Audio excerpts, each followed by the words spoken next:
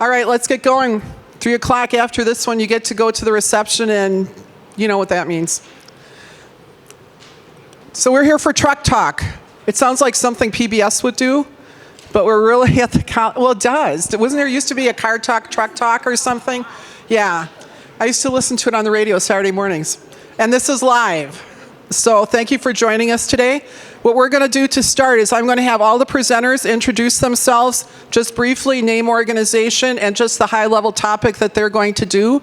Then I'm going to go through the audience and ask you to stand up, your name, your organization, and what city you're based in, and then I'm going to cut you off, okay?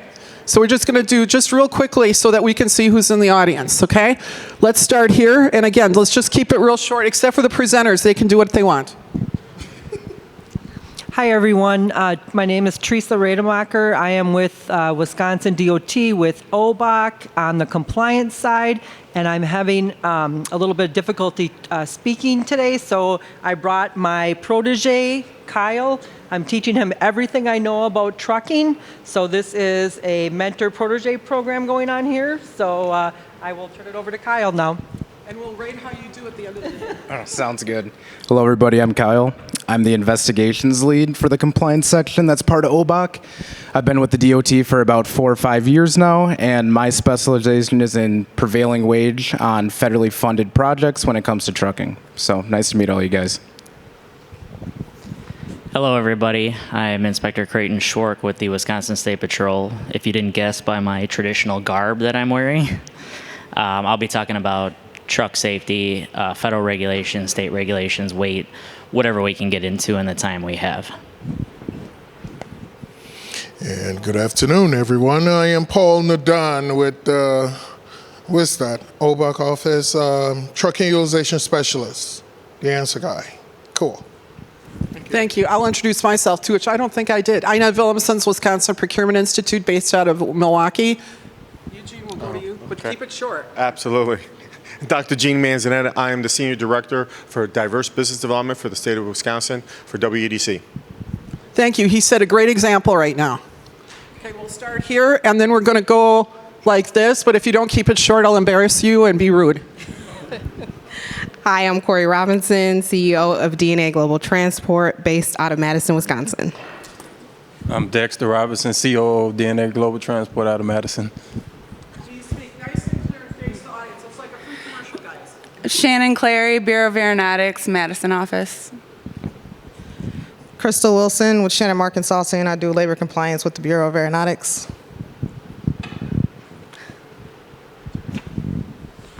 Prentice Stith, Milwaukee, Wisconsin, Pass Trucking. Natay Hogan's, Milwaukee County, PAS Trucking. Thank you. Pass it back. This is your exercise, your stretches for the afternoon too, so take advantage of it. Michelle Cole, Milwaukee, Wisconsin, CEO, Southport Trucking Services, LLC. I'm Juan Diaz. I'm with KZ Construction out of Milwaukee, Wisconsin. Fabiola Munoz from KSD Construction as well. My name is Wayne Branch. I'm the owner-operator at SC Trucking out of Mequon, Wisconsin. Thank you. My name's Dan Brown, owner of Dan Brown Trucking out of Elma Center, Wisconsin. Thank you. No, this way. Gotta keep this trying to skip me. Elaine Ogilvy, Matthew Construction. Tina Newman, Matthew Construction. And where's Matthew located out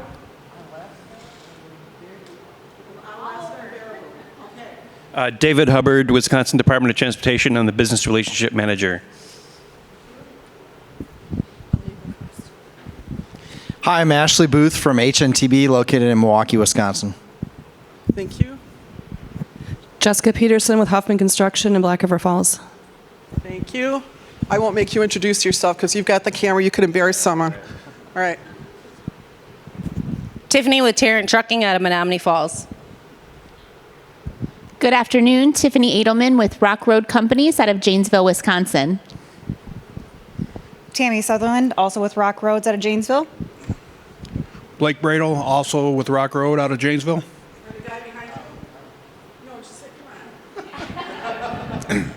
Todd Merchant, Wisdot Communications. See, that's important. Paul Smith, American Indian Chamber of Commerce of Wisconsin. So you work with Gary? Yep. Okay. Amy Hacker, White Buffalo Trucking out of Oneida, Wisconsin. Thank you. Bob Charlo with LCO Development, Hayward, Wisconsin. I'm sorry.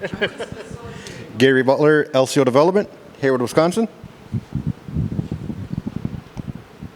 Linda Mullins, I own Highway Supply out of Oshkosh, Wisconsin.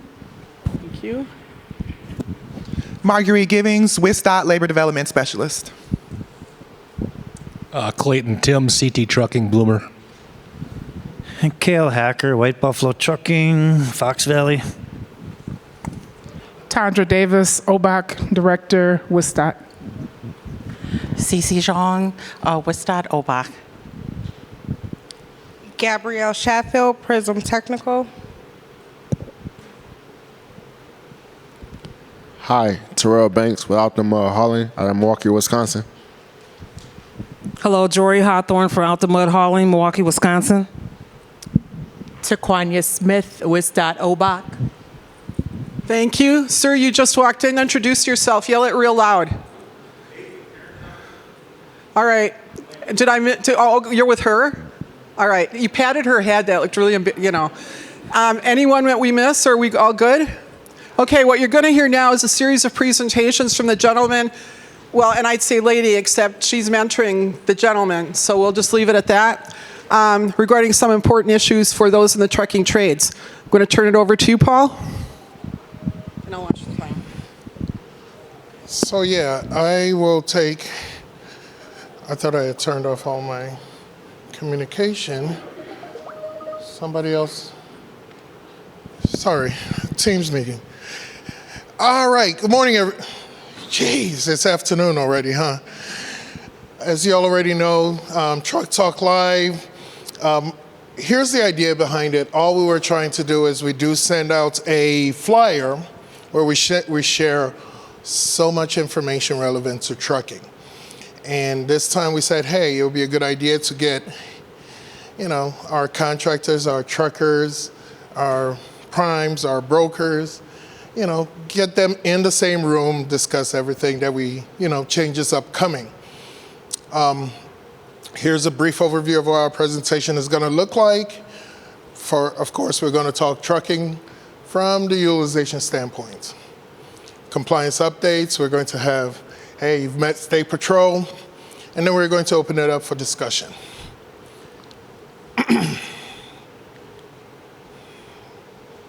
Okay.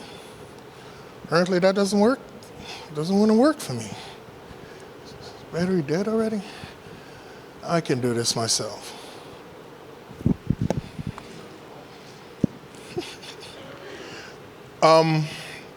So one of the key things I wanted to just point out, upcoming with FHWA, this is just it's a routine, which good enough, if many of you know, a lot of the other states have been reaching out to us, asking us very much the same questions, right?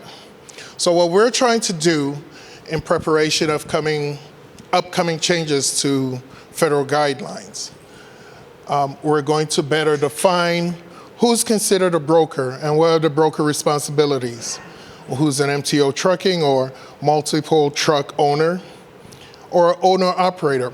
Keys to that is, as if many of you are not aware, there is the national proposed rulemaking coming up that's going to change some of those requirements, right? And what we have started doing in this case is, some of you have already started submitting information directly to me, is the trucking schedule update form. I'm going to be updating that form, and I'll be sharing it out with everybody. The goal here is, of course, communicating everything you own, your assets, your trucking, your trucks, and if you're a broker, who are those people leased under you? Now, the second part to it is the trucking utilization form. What that is on all projects, currently, of course, we need to be able to monitor as much of those projects as we can. However, the trucking utilization form now basically identifies on those projects that you are assigned on, federally funded. Now you get to inform us right away. Yes.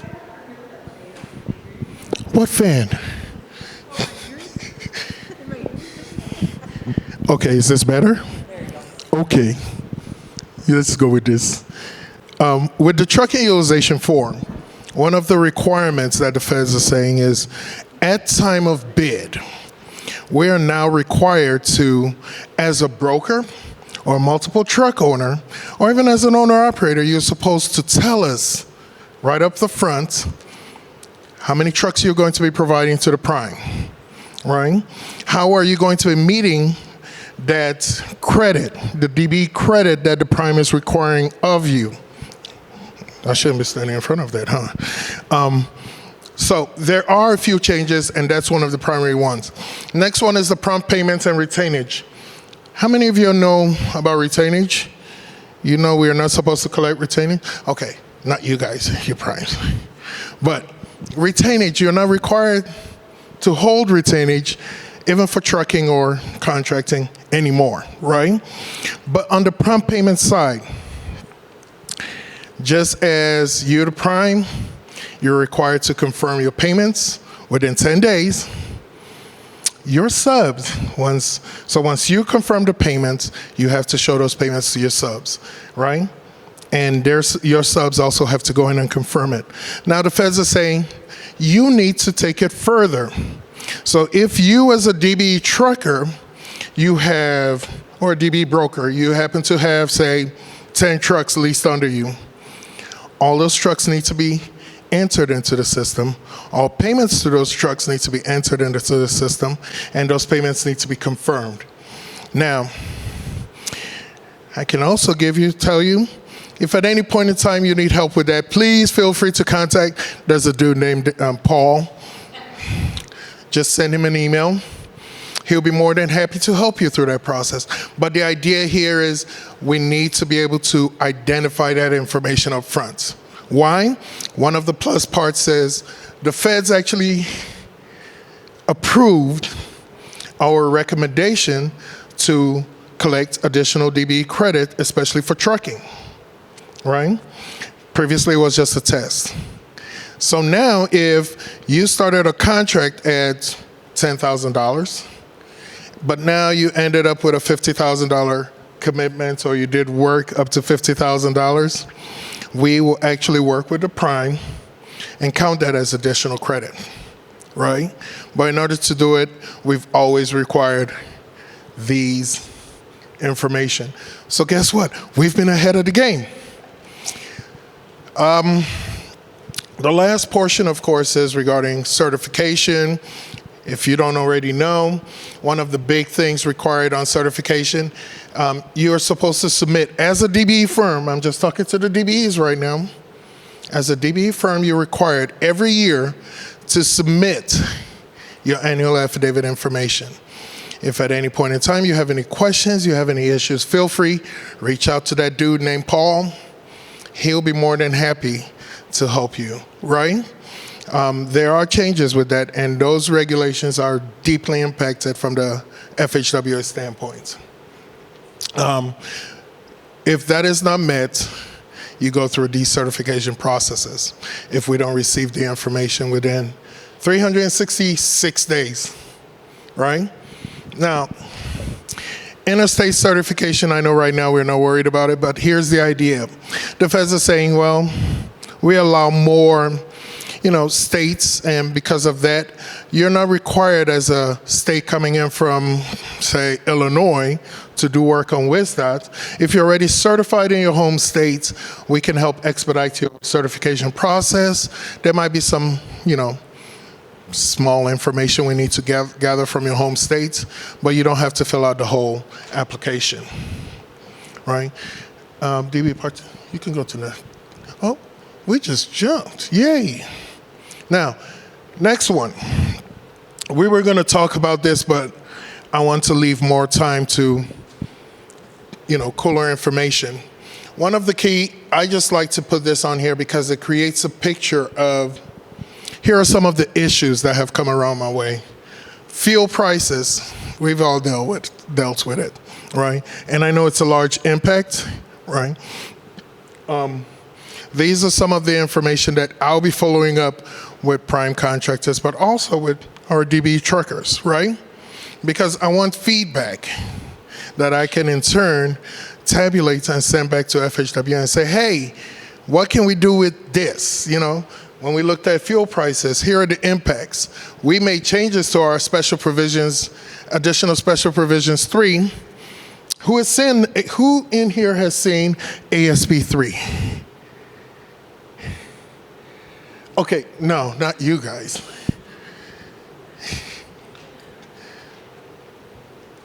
I know you've seen it, and I know Tina has. Okay, Do you know, we actually give all of our secrets in the ASP3, just so you know, especially for trucking firms, right? Well, not really for trucking firms, but it gives you the opportunity to come back to us and say, hey, does this count for credit? One of such things is offsite hauling. 5 minutes? Oh, I got 1 minute now. Offsite hauling. How many of us know in here as a broker or prime contractor that you actually get credit for utilizing a DBE firm on offsite hauling? I know you do. You look through it. You do. Cool. That is one of the cool things that, you know, when we say Wisconsin is ahead of the game, I actually spoke to California's DOT, and they were like, dude, what does that mean? And we had to share our information. It's just core points like that because we have such great prime contractors who are more than happy to share information with us, and our DBEs who are quick to tell us, hey, we should be getting credit for this, right?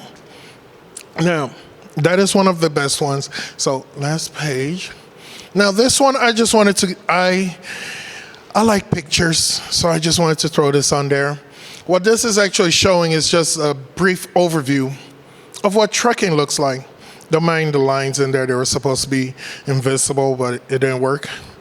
When we look at our total counts statewide, there are total 2,570 non-DBE firms compared to 165 DBE firms statewide. And this is Wisconsin-based firms or firms who are currently registered in Wisconsin to do work on our projects, right? So some of them actually do come across the border, but those are the firms who are currently registered in our civil rights and compliance system. And Teresa doesn't want me to finish. But also, the key point here is this.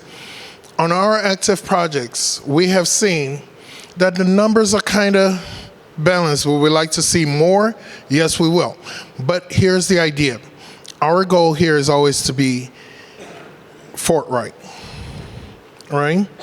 There's a lot of changes coming. I like to be ahead of it, and I would like to inform you before, you know, you don't get that 2-week notice from me that, yeah, Paul has made changes and now you got to change it tomorrow, right? So that's my key here. But there was one that did come in for compliance, and they're going to talk about it. Yay. Hold on. I'm done. Kyle, it's yours. Are you head to head or Mike? Thank you, Paul. Hello, everybody. My name's Kyle. Like Teresa said, I'm her mentor, her protege, whatever you want to call it. I'm going to talk to you guys about trucking on federally funded contracts right now. We're going to go over some changes with the Davis-Bacon Act, as well as a couple trucking recommendations that I have for you guys.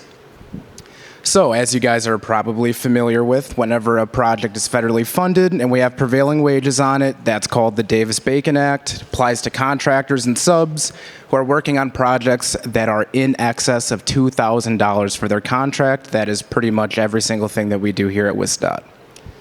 So, on October 23rd, there were updates made to the Davis-Bacon Act that are called the Final Rule. The United States Department of Labor made some clarifications, added some language, and changed a few things with Davis-Bacon. This is effective for projects that are let on or after the November 2023 letting. And again, this is just a little jumping of the gun, Teresa, but you're good. It's a very new change that's out there. USDOL is still sorting through all of their information that they've revised. We're sorting through all of it, but we just wanted to make sure that we could give you guys as contractors the best possible guidance starting out right now early on in the process. So when it comes to trucking in the final rule, not a ton is changing. Everything you see on your screen right here is going to sound really familiar. So in the final rule, transportation is covered for hauls that are entirely within the site of work. That's not much different than anything that we've been doing for a long time. Transportation of a significant portion of a public work between a secondary site and the primary construction site is covered under prevailing wage. Again, that's not a big change to anything that's going on. And then transportation between an adjacent or virtually adjacent dedicated support site and the primary site, that is covered as well. Again, not a major change.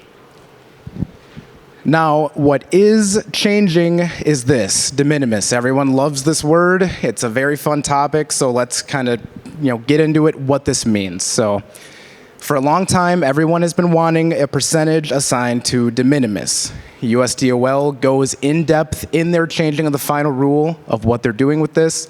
They are doing away with any percentages for de minimis. There is no percentages to be taken into consideration with de minimis anymore. So, in the final rule, their definition of de minimis is on-site activities essential or incidental to off-site transportation where such time is not de minimis is covered under prevailing wage. The total amount of time a driver spends on the site of work during a typical day or work week, not just the amount of time that each individual delivery takes, is relevant to determine if something is de minimis. That or, in the highlighted and underlined typical day or work week, that is an inclusive or, not an exclusive or. You got to think about it in the lens of both.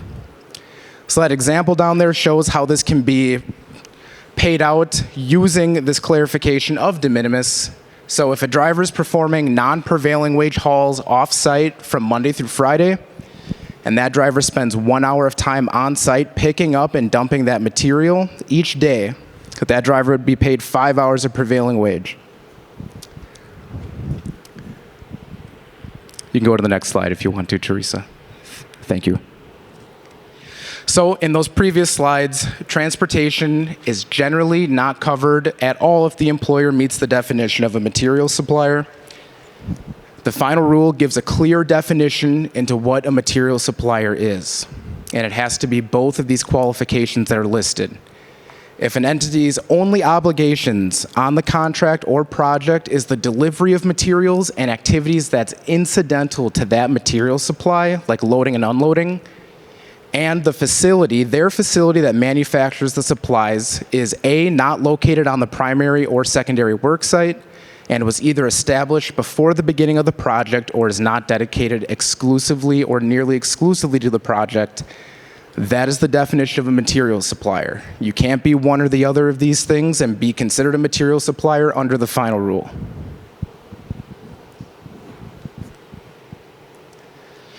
This is kind of a little snapshot into what our trucking guidelines are going to look like now that they're updated. I hope you all are familiar with this, what this looks like. Are you guys familiar with what the old trucking guidelines were?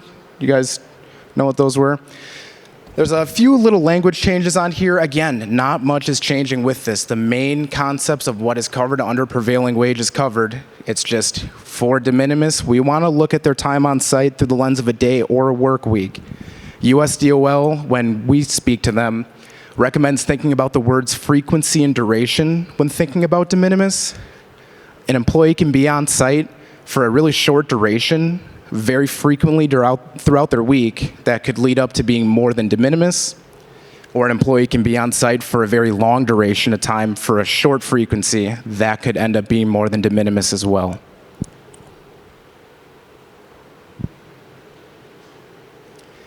So some common trucking issues that we see that create the most payroll problems would be record keeping, and I would say this is number one for sure. Incomplete or lack of records regarding hauls, material being hauled, employee work hours, in any de minimis tracking, having a lack of that is a huge issue that can cause problems in multiple areas.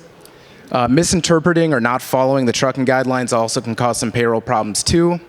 Not being sure if a site's considered dedicated also causes problems, as well as unclear communication with contractors and staff.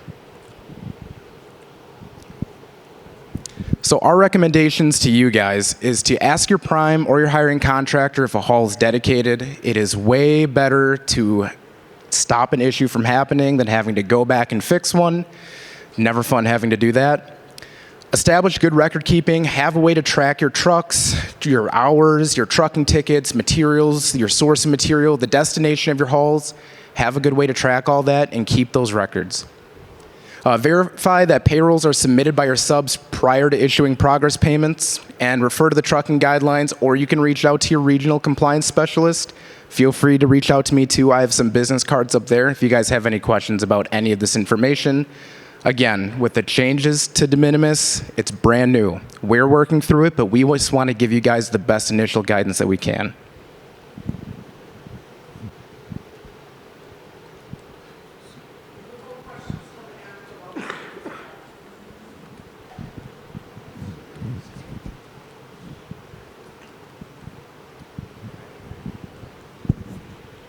All right, hello everybody.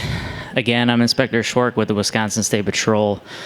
I don't have any visuals for you. I'm more of a hands-on guy myself. And all this stuff, well, it makes my stuff look like the easy stuff to talk about. So we'll just get right into it. They wanted me here to talk about the motor carrier regulations, the enforcement that needs to be taken when you guys are out there working on the road, working on state jobs, all that stuff. I don't do anything with the DBE program. It's a fantastic program, but they're going to give you all that information. I can't help you with that. But what I can help you out with is what to do, what to look for, what to keep in mind when you have your trucks out working on job sites. It's all fairly what feels like common sense stuff.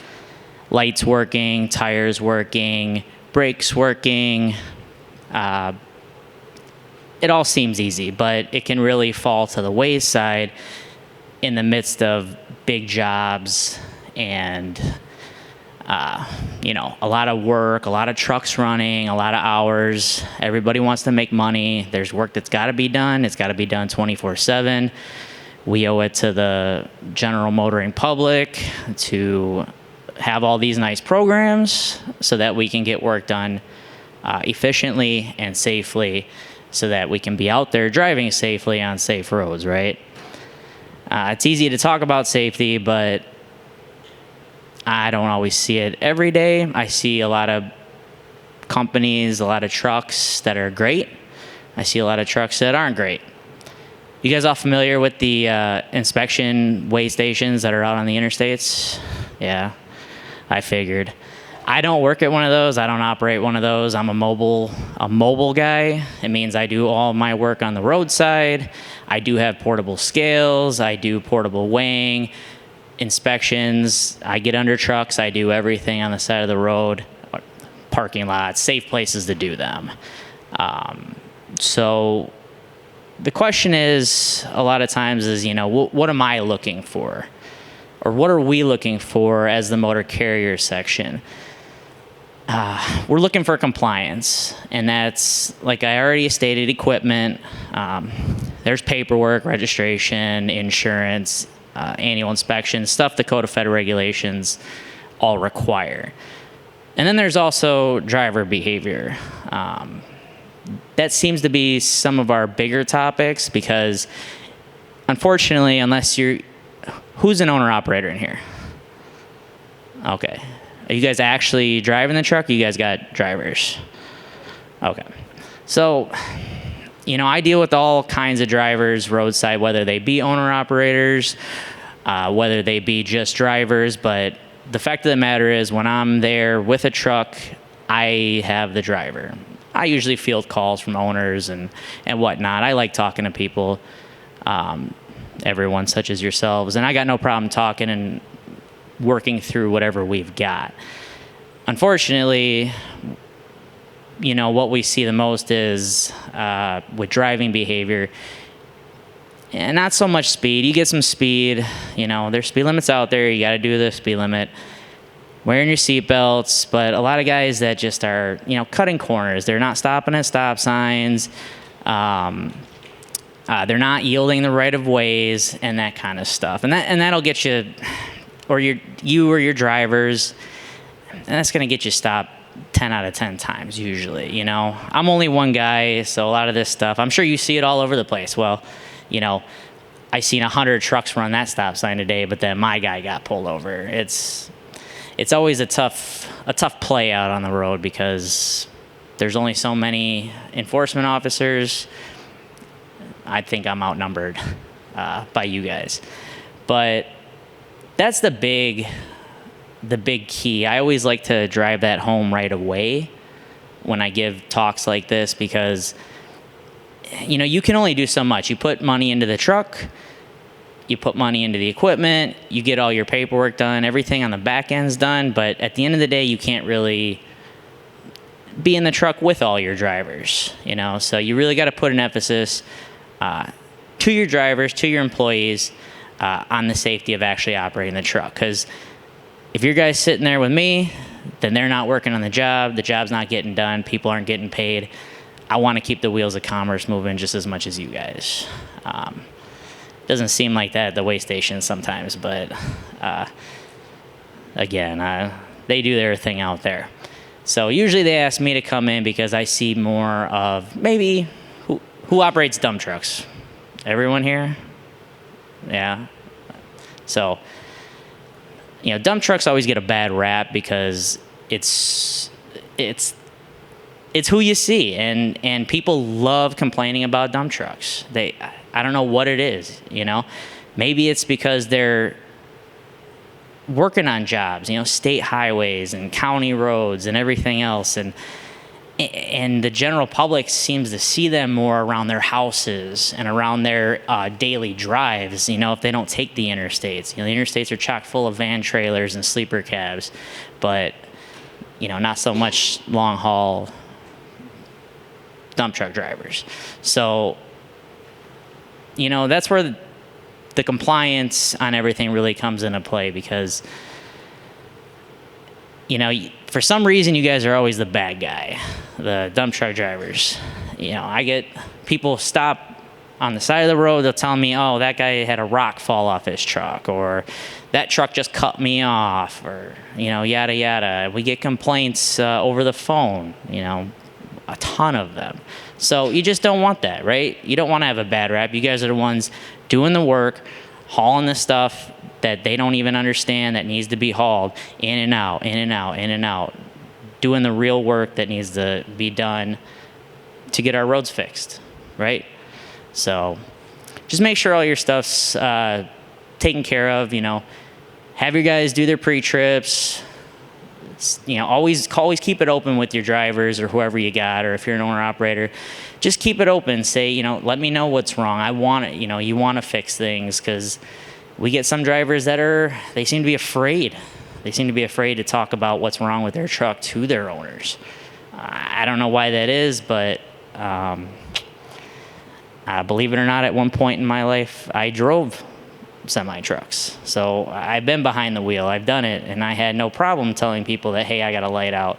I got a tire that's getting down there on tread depth, that kind of stuff.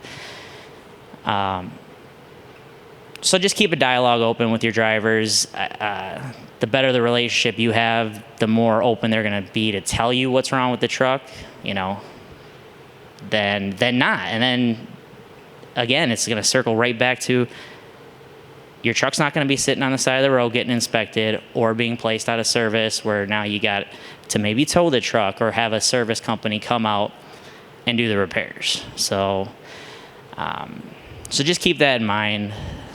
What am I doing on time? Almost done? Yeah. Figured I was getting close. Do we want to do questions?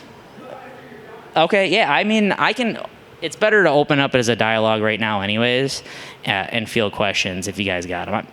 I'm sure you guys do, so hit me. Let's take questions in general. Do we have a second mic? Oh, sorry, I forgot about the other speakers. Sorry. Totally. That would work? Okay, I'll take Yeah. yours. Raise your hand if you have a question. Okay, go ahead. Stand up, identify yourself, and then ask your question. I'll give you a mic. I was just wondering on the de minimis thing. Okay. I'm just curious in regards to the new laws pertaining to de minimis. Okay, that's addressing to Kyle, right? Okay, hi Kyle. In your opinion, do you think it's easier or harder than what it was, say, 2 years ago or a year and a half ago? To figure out and calculate? No, not even that. Like, is this going back to the way it was before, like maybe 2009, 2010? Or no, it's just a different way? It's not better or worse, it's just different? Or your opinion? So I can't really speak to 2009 or 2010 because I wasn't really directly involved at that time. But based on how it's been with percentages and this new way that it's going to be, and again, it's a clarification that USDOL did. It's not necessarily a change. And all the projects that are let before the November 2023 letting, that percentage can still apply to those because those follow the old Davis-Bacon. Going forward, I do think it would be a little bit easier to not have to think about a percentage when it comes to figuring what prevailing wage is for a driver. Because at this point, if their time spent on site, again, in their day or work week, with that, inclusive or, it's just that total time. And in that example down there, if you had to figure, okay, well, they spent an hour on site Monday, Tuesday, Wednesday, Thursday, Friday, that's 5 total hours. How many hours did they work in the week? Is this percentage of their total? There's too many steps involved. Now it's just 5 hours for the week, prevailing wage, and you're done.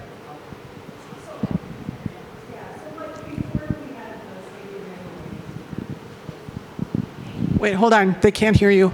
Here.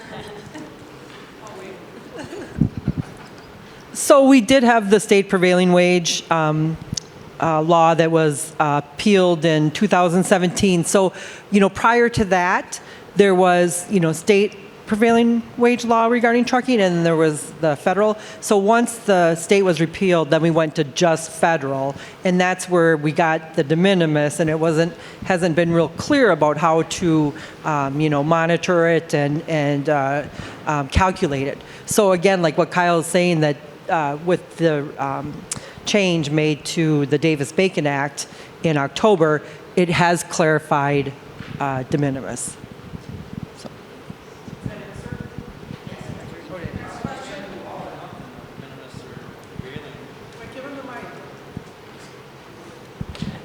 How come they can't do all or nothing on de minimis, either or on prevailing? Make it all one way or the other way, and get rid of this.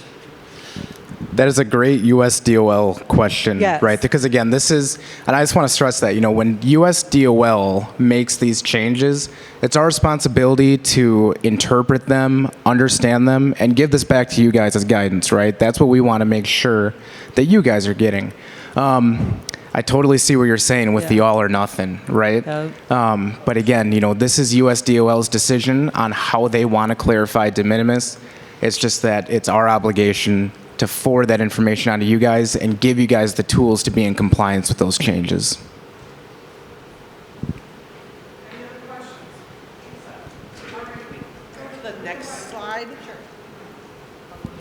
Can we go to the next slide and give an application of how you do the 1 and 2 application? Is that a Kyle or Teresa? I don't care. It'll probably be a mix of us both. Okay, tell me a real life situation to apply that. I can't go into a specific situation because if I was going to do that, I would have to have a contract in front of me and understand what's inside that contract and see if there's sites in there. But what USDOL is essentially giving you here is to look at a company or your company, whatever it is that you want to do, and see if you fit under both those definitions. So if your only obligation to that contract is to supply material, and your facility that manufactures the materials is not located on the project and was either established before the project started or is not dedicated to it, you're a material supplier. So if you manufacture your own concrete, and let's say you're doing a project on I-94 and your facility is 6 miles away, that's further away than the crow flies, right? You're probably servicing a lot of other WISTOP projects or other projects, private, not dedicated exclusively you are open up before the start of the contract, and the only thing you're doing is supplying that concrete to the job, you're a material supplier under that definition, right? Does that make sense using that example? And it depends too, right? Like if you're the driver, or the driver is employed by a bona fide material supplier, then it's a material supplier. But if you're a contractor hiring trucks to go get material, they're not material suppliers then. Then they're not, like, they wouldn't fall under this, right? Yeah, and let's say you're hauling in a quad axle dump, right? Whatever material it might be, you can come up with whatever you want, and you're hauling that material, and that's the only thing you're doing. But let's say that after you're done hauling that, or while you're hauling that, you'll take a break and you'll go haul something else, right? Or you'll stay on the side of work and haul something that is not that specific material that you're hauling. You're not doing anything that's incidental to that material supply anymore. You're doing something else, right? So you're not only performing that material supply at that point. Like a backhaul? Yeah. So. Plus, there's also a secondary part to it. You know, FHW also considers you a material supplier if you are actually keeping some of that material. Right? You can't be going from one place, taking the material, even if it's yours, or how do I say it? You as a prime contractor will now qualify as a material supplier if you're stacking the materials, right? So the trucking firm who's providing this supply service to you has to have a stack or storage, or what's that called? Stockpile. Right? There you go. Stockpile, right? And if they don't have the stockpile of that materials that they're supplying to you, right, they're not a supplier. Plus, the secondary part to it is, according to DB regulations, you only get 60% if they were a DB firm, right? Yeah. Yeah. So in order for them to be considered a material supplier, they still have to go under the same governing rule of just 60% crediting. So it becomes that weighed out point. So kind of like with what you were saying, Kale. From USDOL standpoint, they're also looking at, well, our responsibility is not just to the businesses, we're also responsible for the employees, right? So there's always that tug of war, because the responsibility comes. I mean, how many of us here will be happy to pay, get paid $130 an hour for trucking, and then shoot out $63 to your driver, right? If you'll be happy, please raise your hand. I mean, okay, nobody has. But also USDOL has to pay attention to the drivers itself. So it kind of keeps that balance on, we can't consider everything prevailing wage, and at the same time, we can't consider everything non-prevailing wage. So it's, what do we have to do? Yay. Bob Charlo with LCO Development. So I got a question. So if a trucker is stockpiling for a specific highway project, right? So is that, while he's stockpiling, is that all Davis-Bacon wages then? For that project? Are you on site? What's that? Are you on site? Well, correct. There's too many factors that go into each specific situation that we would see in order to do hypotheticals, right? I mean, the example that I gave earlier with de minimis is like it's just an example of their actual time on site. In terms of a stockpile, where that stockpile is, what they're stockpiling, how it relates to the project, there's so many things that go into there for that specific example that I feel like it would be doing a disservice to try to gauge if something is prevailing or not on a hypothetical like that. So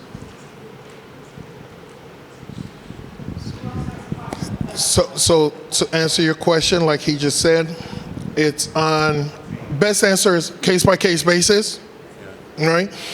But also, like I showed earlier, one of the things we're trying to do is when you're looking at off-site hauling, right? That could help answer that question you have, right? But the idea is you're working off-site. But the minute you bring it on sites, then they get involved because they have to see, de minimis counts in that place, because even if you're stockpiling, you're bringing it onto the job site. How long are you taking to unload that material, right? Hence the reason why the idea of material supply, it really doesn't work for us. We would like to use it if it makes sense, but there's so much to think about. Tina. Kyle, is loading and unloading into the train of operation or onto the ground? That's loading and unloading of the truck. And so if that truck is full of cement, unloading that cement onto the ground, right? It could be both ways you're thinking about it too, are incidental to the supply of that material regardless. That's a function of the material supply, right? So either way you want to, shake that, it's for the purpose of the actual supply of that material. So if we're using cement, for example, and you're unloading that cement and you start picking up dirt, that's not incidental to that material supply of the cement. That's something completely different. You'd never do that anyway, but it's completely different, right? It's all incidental to the specific supply of that material that you're bringing to the project. That's what that mark means in there. Yay. Amy. So if you're a paving company like Northeast Asphalt or Matthew and you have your own plant, so you will have someone who's bringing in material such as your millings and dropping it off at that plant. They're then loading up with asphalt and taking it back to that project. However, they're doing this on multiple different projects, so that would start covering under de minimis as far as how those trucks are being put into that position, or is that just straight prevailing wage? Was the plant established before the start of the specific project that we're taking a look at? Is that well? And I'm just wondering, just for the sake of the example, if it's supplying to different projects, it's not dedicated exclusively to that job. So the only thing at that point that would be covered would be if it's more than de minimis, if that time is more than de minimis. Okay, so I mean, they have a permanent plant that you're hauling in and out of that would be de minimis or would be non-prevailing? Well, it just, those hauls specifically would not be prevailing wage hauls. If that's a permanent plant that's established and they're servicing a ton of different jobs, not just that specific project, the only thing that would be prevailing wage is if their time spent on site is more than de minimis. Okay. So if it takes you, say you got 20 loads, it takes you an hour and 15 minutes to get them unloaded or whatever, when you got a wage or whatever, so that would be considered 5 hours de minimis then? Yes. So it's case by case basis, but your time spent on site, and I wish that other slide was up with the typical day or work week. That's why USDOL is changing this to reflect that time accurately for the drivers on site, because any notion of a percentage, and this is the way that they explain it, they have documents out there, and you guys will get links to these at our contractor training too. But they have documents out there that explain why they made this change. So any notion of a percentage was for material suppliers based on the previous rule, right? It was a common industry standard to use a percentage for truck driving as well, but in the final rule, they're making a clarification on how de minimis should be covered. So in the case of what you're saying, if that time spent on site in their day or their work week, looking at it through the lens of both, is more than what de minimis is, a few minutes, covered, right? In that case, it would be covered, using that example.